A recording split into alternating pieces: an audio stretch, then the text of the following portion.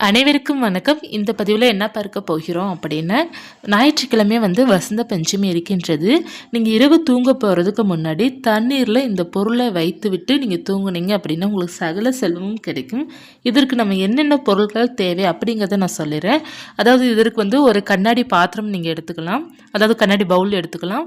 அப்படி இல்லைன்னா பித்தாளை பாத்திரம், நம்ம உருளி வைப்போம் பார்த்தீங்களா, அதே போல் உங்களுக்கு பாத்திரம் இருக்குது அப்படின்னாலும் எடுத்துக்கொள்ளலாம். அல்லது மண் பாத்திரம், மண் குடுவை மாதிரி நீங்கள் வச்சுருக்கிறீங்க அப்படின்னாலும் அதை எடுத்துக்கொள்ளலாம். அதை நீங்கள் எடுத்துகிட்டு என்ன செய்ய வேண்டும் அப்படின்னா, இது நீங்கள் பூச்செரியில் வைத்து செய்யலாம். அல்லது நீங்கள் ஹாலில் வைக்கிறீங்க அப்படின்னா வடகிழக்கு பகுதியில் வைங்க. அப்படி இல்லைன்னா நீங்கள் தென்மேற்கில் நீங்கள் வைக்கலாம். தென்மேற்கு, வடகிழக்கு அல்லது பூச்சி அறையில் பாத்திரம் எடுத்துக்கோங்க. அதாவது கண்ணாடி பவுலோ அல்லது பித்தாளை பாத்திரமோ அல்லது மண்குடுவையை எடுத்துகிட்டு அதில் தண்ணீர் முழுவதும் நீங்கள் நிரப்பிக்கோங்க.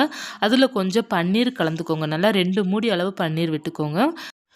பச்சை கற்பூரம் துண்டு, ஏலக்காய், கிராம்பு, ஜவ்வாது பொடி, மஞ்சள் பொடி இது எல்லாமே சேர்த்து நீங்கள் அரைச்சி, அதாவது நீங்கள் தட்டி கூட போடணும். நம்ம கொஞ்சம் பவுடர் பண்ணி நம்ம அந்த தண்ணீரில் கலந்துக்கிடணும். அடுத்து பார்த்தீங்கன்னா துளசி இலையை கொஞ்சம் போட்டுக்கோங்க. போட்டுட்டு ஒரே ஒரு தாமரைப்பூ வேண்டும். அந்த தாமரைப்பூ நல்ல தாமரையாக நல்லா விரித்து வச்சுக்கோங்க. விரித்து வச்சுட்டு அந்த தண்ணீரில் பார்த்தீங்கன்னா ₹1 நாணயம் 9 நாணயம் போடுங்க. போட்டுக்கோங்க. போட்டுட்டு நீங்கள் இந்த தாமரைப்பூவை எடுத்து அப்படியே நீங்கள் வச்சுருங்க. அந்த தண்ணீருக்குள்ளே வச்சுருங்க. வச்சுட்டு இது வடகிழக்கு பகுதி, தென்மேற்கு அல்லது பூஜையில் நீங்கள் வச்சுருங்க. வராகியம்மன் படம் இருக்குன்னா வராகியம்மன் படத்துக்கிட்ட வச்சுருங்க. அப்படி இல்லை மகாலட்சுமி தயார் படத்துக்கிட்ட நீங்கள் வைக்கலாம். அல்லது காமாட்சியம்மன் விளக்கு பக்கத்தில் இந்த தண்ணீரை வச்சுடுங்க. இப்போ நீங்கள் இரவு தூங்க போகிறதுக்குள்ளே இதை நீங்கள் ரெடி பண்ணி வச்சுட்டீங்க அப்படின்னா மறுநாள் காலையில் இந்த தண்ணீர் அப்படியே இருக்கட்டும். நீங்கள் ஒன்றுமே செய்ய வேண்டாம். 1-2 நாள் கழித்து நமக்கு தண்ணீரில் கொஞ்சம் நமக்கு அந்த கொஞ்சம் அழுக்குப்படியே நமக்கு 2-3 நாட்களுக்கு மேலே ஆகும். ஒரு 4 நாள் கழிச்சோ நீங்கள் இல்லை வெள்ளிக்கிழமை கூட பண்ணுங்கள். அதாவது நீங்கள் ஞாயிற்றுக்கிழமை இரவு பண்ணிவிட்டு வெள்ளிக்கிழமை கூட எடுத்து அந்த தண்ணீரை எடுத்து நீங்கள் பணம் வைக்கிற இடத்துல மட்டும் தெளித்து விடுங்க. தெளித்து விட்டுட்டு அதாவது பீரோல் மேலாப்பில் கூட நீங்கள் தெளித்து விட்டுடலாம். தெளித்து விட்டுட்டு வீடு முழுவதும் லைட்டாக தெளித்து விட்டு இந்த தண்ணீரை கால்படாத இடத்துல வச்சுருங்க. அந்த தாமரைப்பூ கொஞ்சம் எப்படியோ ஆயிடுச்சு, கொஞ்சம் அழுகுன மாதிரி ஆயிடுச்சு அப்படின்னா அது 2 நாள் கழித்து அந்த தாமரைப்பூ மட்டும் நீங்கள் எடுத்துருங்க. அந்த தண்ணீர் அப்படியே இருக்கட்டும்.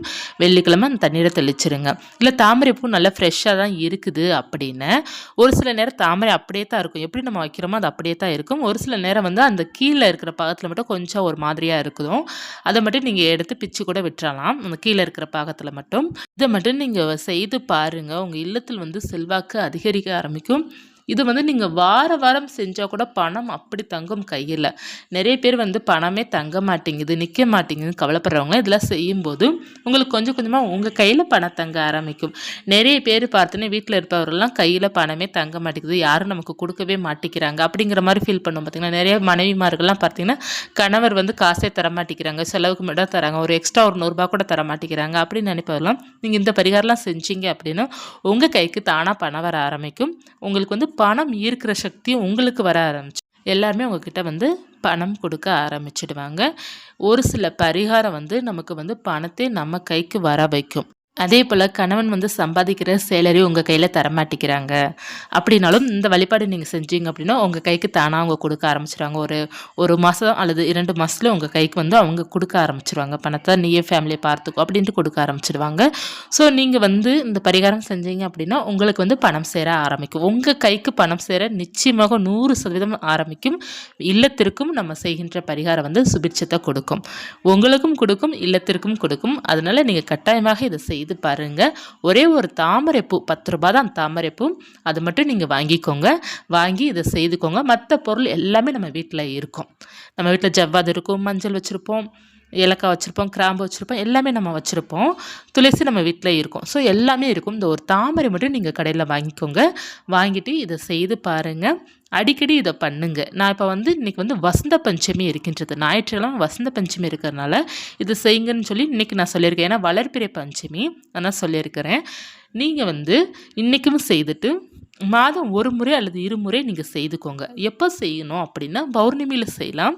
வளர்பிறை வெள்ளிக்கிழமையில் இதை செய்து பாருங்கள். மாதம் 1 முறை நீங்கள் செஞ்சால் கூட போதும். உங்களுக்கு கைக்கு நல்ல பணம் சேர ஆரம்பிக்கும். இதை செய்து பார்த்துட்டு ரிசல்ட் எப்படி இருக்குது அப்படிங்கிறது 1 மாதத்துக்குள்ளே நீங்கள் கமெண்ட்டில் கட்டாயமாக சொல்லுங்கள். இந்த பதிவு உங்களுக்கு பயனுள்ளதாக இருக்குது அப்படின்னா லைக் பண்ணிக்கோங்க. இது போன்ற தகவல் தெரிந்துக்கொள்ளணும் அப்படின்னா சேனலை சப்ஸ்கிரைப் பண்ணி வச்சுக்கோங்க. நன்றி.